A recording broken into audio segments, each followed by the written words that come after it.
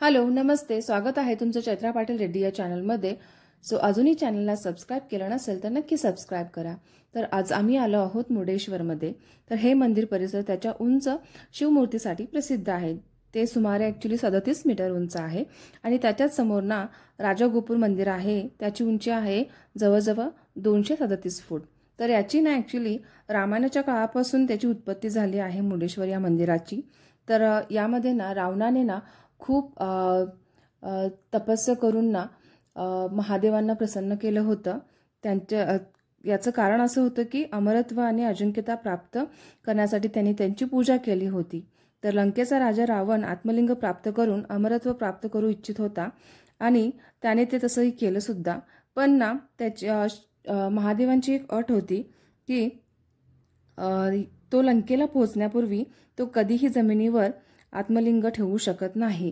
आणि ॲक्च्युली असं झालं की जे वरदान मिळाल्यानंतर रावण लंकेच्या प्रवासाला परतला आणि वाटेत गणेशजी भेटले। रावणाची पूजेची वेळ झाली होती आणि त्याने आत्मलिंग गणेशजीच्या हातात दिले, पण गणेशजीने अट घातली की 3 वेळा हाक देणार, त्यानंतरही नाही आला तर आत्मलिंग खाली ठेवणार।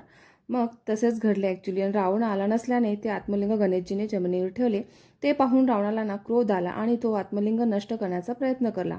तर रावणाच्या बळामुळे काही तुकडे विखुरले, एक सजेश्वर, एक गुणेश्वर, एक धारेश्वर, एक गोकर्ण आणि एक मुर्डेश्वर। तर अशा ठिकाणी हे आत्मलिंग 5 ठिकाणी विखुरले गेले। तर असा ॲक्च्युली हा इतिहासातला घटक आहे जो की मुर्डेश्वर मंदिराचा भाग सुद्धा त्यामध्ये आहे। आणि त्याची प्रतिकृती ना जी शिवची मूर्ती आहे त्याच्यासमोर ना रावण आणि गणेशजी यांचे सुद्धा तिथे मूर्ती दाखवली आहे। मग आम्ही तिथून निघालो पुढे उडपीसाठी। तर उडपीला जाताना ना मुर्डेश्वरपासून 10 किलोमीटर अंतरावरती ना हे मत्तू बीच आहे, जे की खूप सुंदर आहे आणि पाणी तर एवढं स्वच्छ होतं आणि निळाशार पाणी होतं। ड्रोनने पाहिलं तर हा जो व्ह्यू आहे तो असा दिसतो। तर शार्वी तर ॲक्च्युली झोपली होती कारण रात्रभरचा प्रवास आणि ती कंटाळली होती।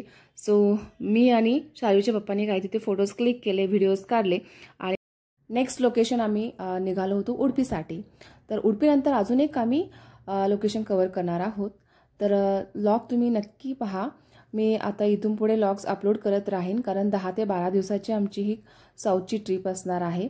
तर कोणत्या कोणत्या ठिकाणी जाणार आहोत ते पाहण्यासाठी माझे व्लॉग नक्की पहा आणि अजूनही माझ्या चॅनलला सबस्क्राईब केलं नसेल तर सबस्क्राईब नक्की करा।